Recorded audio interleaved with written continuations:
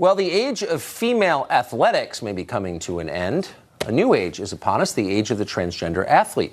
Rachel McKinnon, a biological male, has just become the first transgender person to win a world title in cycling. On Sunday, McKinnon won the women's 35-44 sprint at the World Championships in Los Angeles. The third-place finisher in that race has publicly complained that the result was unfair. McKinnon replied by denouncing this person for transphobia, which is almost always the way it goes. Don't respond on the merits, attack the motives. Amy Peikoff is a feminist, a talk show host, and blogs at don'tletitgo.com, and she joins us tonight. Amy, thanks a lot for coming on. Hi, thanks for having me on. It's good to be here. Oh, well, I just want to get your take on this. So, look, women's athletics exists in a separate category for a biological reason, because women on average, not all, but on average, are differently built. Yes. And so this seems like a huge challenge to the idea of women's athletics, and yet none of the people whose job it is to defend women, they tell us, are saying anything about it. Why is that?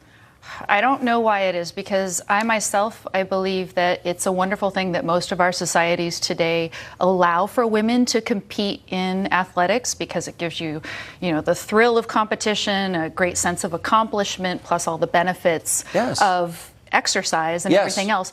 And this enterprise depends on segregating women for what it is. Why? Because women are on average less strong than men are, right? We have less muscle mass. And so there really is an issue here, and I'll get into the science a little if you give me a chance. But one thing I want to say overall is Professor McKinnon, I disagree with her about what a right to compete is. I don't understand it the way that she does. A right to compete does not entail the right to have an organization host a competition that is willing to accept you as a competitor.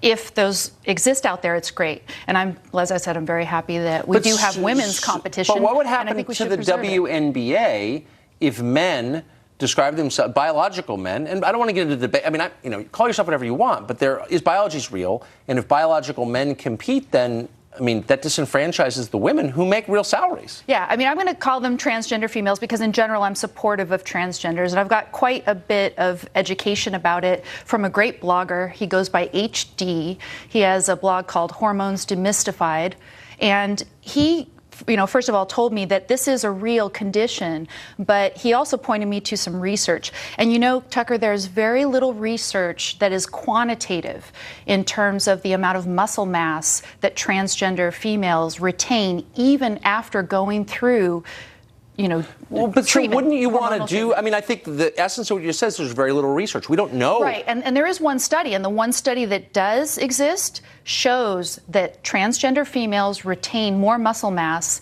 than biological females who haven't gone through any hormone treatment. Of course they do, but why wouldn't the people in charge of protecting women from unfair competition be standing up and saying, I'm sorry, my job is to protect women? Where are the protectors? I think because so many of them are liberal-minded and they have in mind this overall right to compete again.